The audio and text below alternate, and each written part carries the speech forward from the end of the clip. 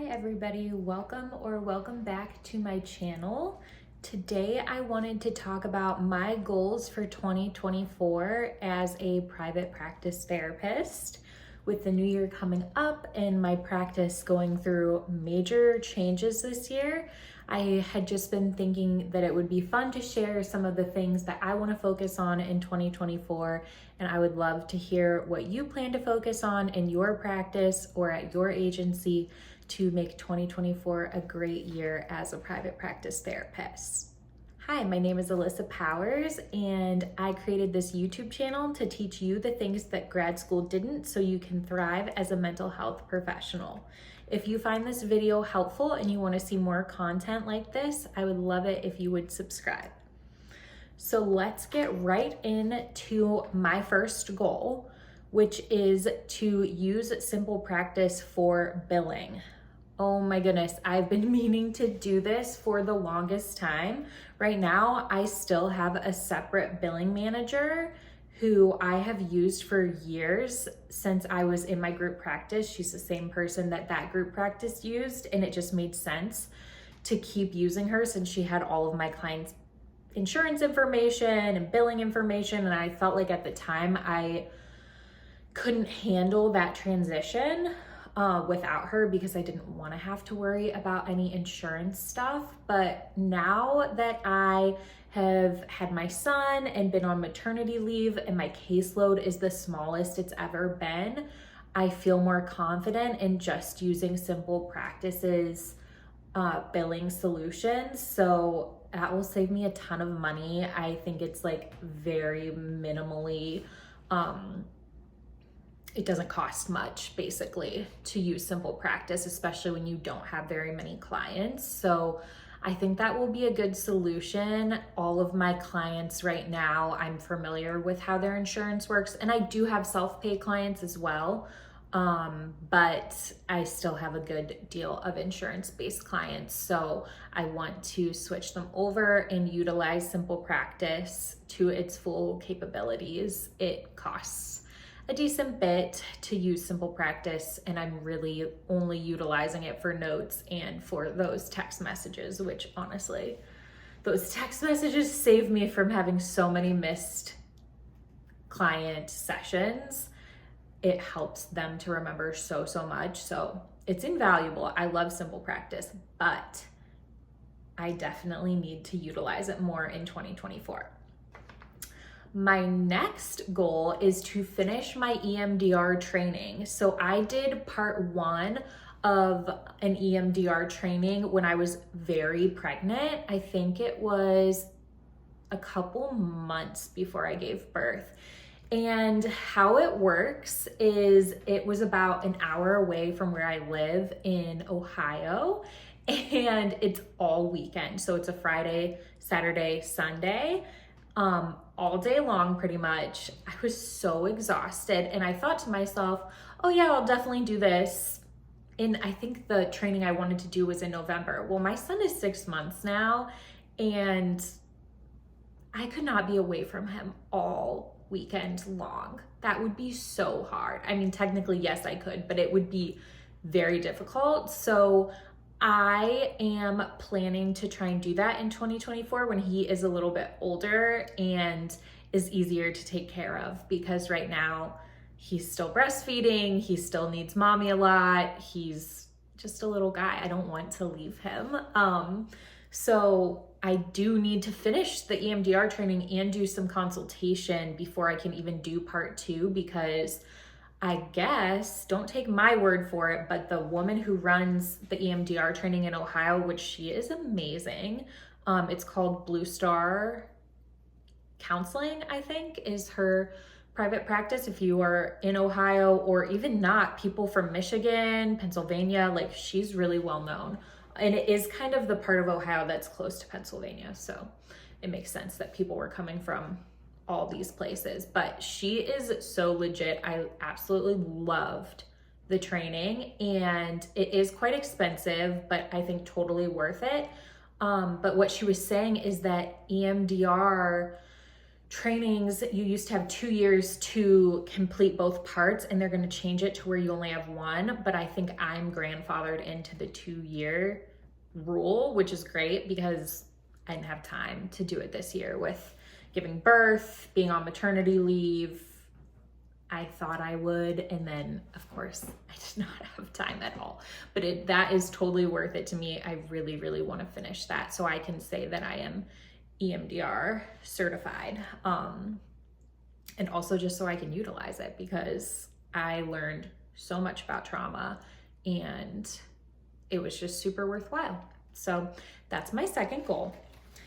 My third goal is to get 2 new Google reviews. So in 2023, I set my goal at 3 Google reviews. The way that this works for me, I'm obviously not soliciting clients to leave my practice reviews, but I do network in my community and ask other therapists that know my work, know me, know my clientele, to leave me a review and say, like, as a colleague, I highly recommend Alyssa, yada, yada, put some keywords in there. It helps with SEO so much. It's honestly one of the easiest ways to boost visibility. And even though I don't really need new clients, I think it's just a really good way to be seen on Google and to build some trust within your brand. I also think building reviews is great because we've all seen therapists and providers that have bad reviews, and that is gonna happen inevitably to all of us. I actually have a crazy story where someone left me a review, someone I've never interacted with, contacted, left me a 1-star review because they were upset that I had so many good reviews. That's what the review said. And I reported it and had all my friends and family report it to Google, and it did get taken down as just like spam. But I was like, that's weird. Why would you do that? It was just so random and made no sense and really upset me because I've, taken so much time to try and get reviews in an ethical way. I'm not paying for reviews. I'm not getting fake reviews. I'm not having friends give me reviews. I'm getting reviews from people in my field because we can't ask clients ethically to leave us reviews and break their anonymity. If they wanted to, then that would be fine, but I've never had a client do that.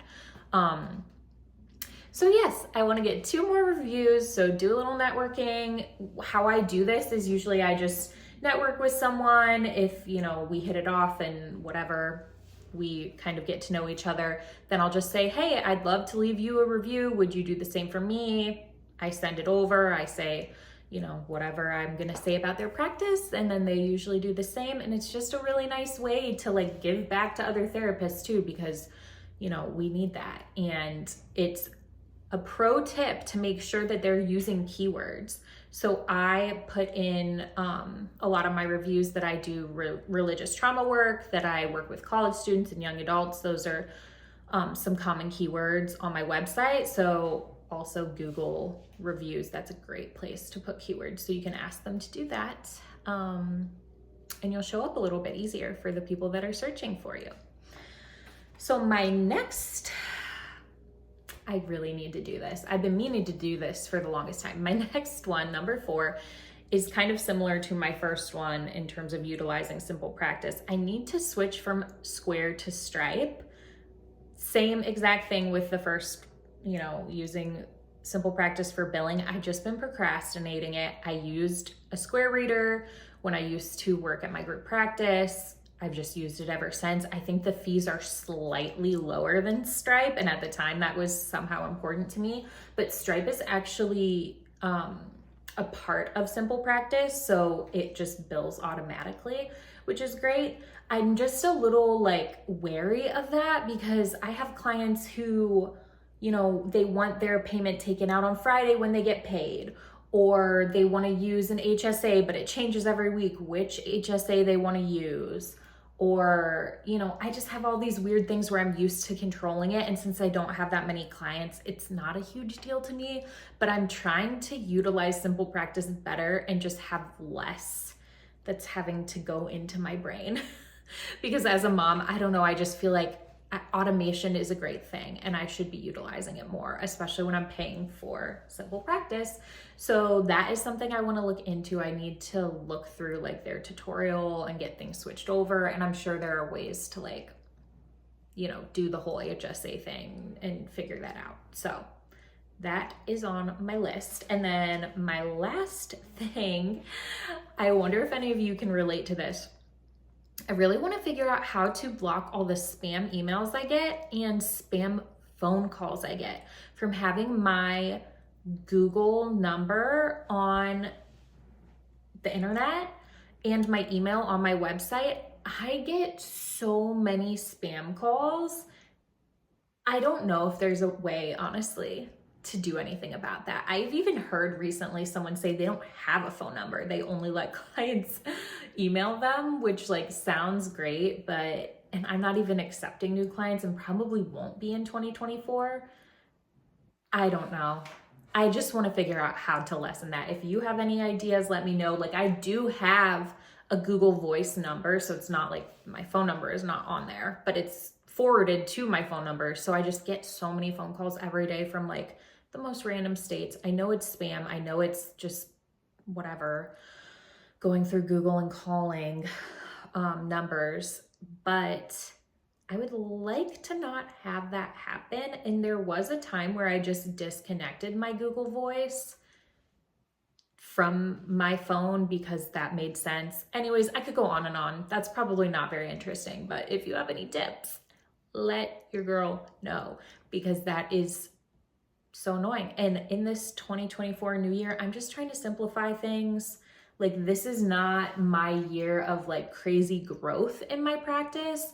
To me, this is my year of like, let's simplify things as much as we can. I want to put as least mental energy into my practice as I ever had. Like when I was first building my practice, I was doing SEO, I was blogging, I was networking all the time. I was just doing so much. And honestly, like I've built it and they have come, and now I can just relax. I want to focus on being a mom.